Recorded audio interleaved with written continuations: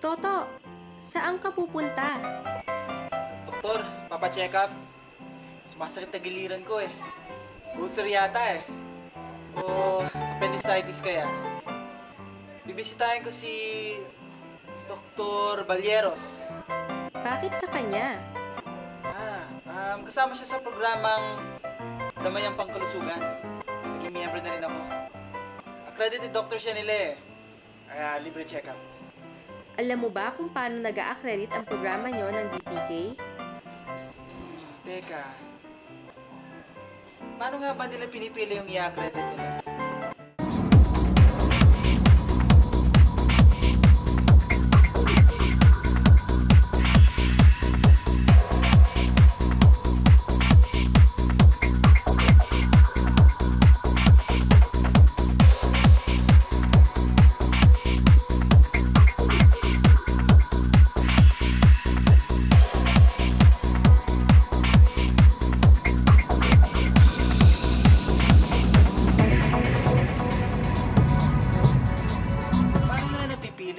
Ospital at doktor na isasama nila sa programang DPK. Pwede nating alamin. Paano naman nila ikukumbinsi ang ospital at doktor na sumama sa programa nila? Nakikipagnegosasyon sila para sa accreditation.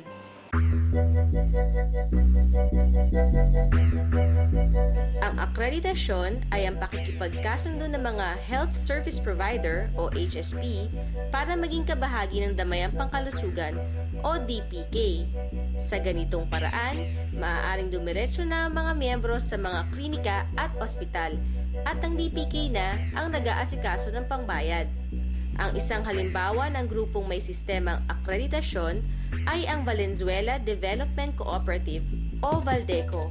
Sa simula pa lamang ng kanilang DPK, may nakaugnay na silang 2 pribadong doktor at 6 na ospital.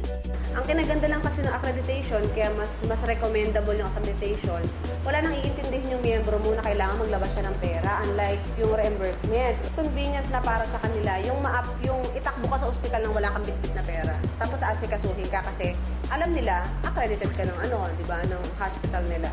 Mas lumalawak pa nga yung nabibigay mong service sa member mo. Di magpapa-check up ka, pwede ka punta sa doktor. Tapos pumunta ka sa ospital, uti ka na ospital ka o ma-opera ka, matutulungan ng DPK. Hindi lang mga miyembro ang nakikinabang sa akreditasyon. Malaking benepisyo rin para sa mga HSP ang maging bahagi ng DPK. Una, lumalaki ang bilang ng kanilang kliyente. Dala ng DPK ang kasiguraduhan na may darating na mga pasyente. Ikalawa, magkakaroon ang mga HSP sa komunidad ng patuloy na pagpasok ng kita mula sa DPK. Nandiyan naman ang Baldeco. Ako nakita ko malaki ang Baldeco. At ang mga members ay libre naman sila sa consultation fee.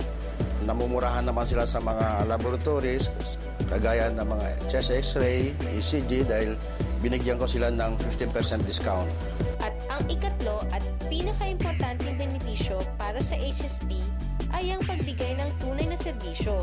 Matutugunan ng HSP ang pangangailangang pangkalusugan ng mga kababayan nilang mas nangangailangan ng medikal na tulong. Sa mga doktor kahit man lang maliit lang yung binibigay sa kanila, papayag na rin sila para makapagsilbi lang sa ating mamamayan. Mas maganda ang ganun mas marami para mas marami magsilbi sa ating mga kababayan na nangangailangan.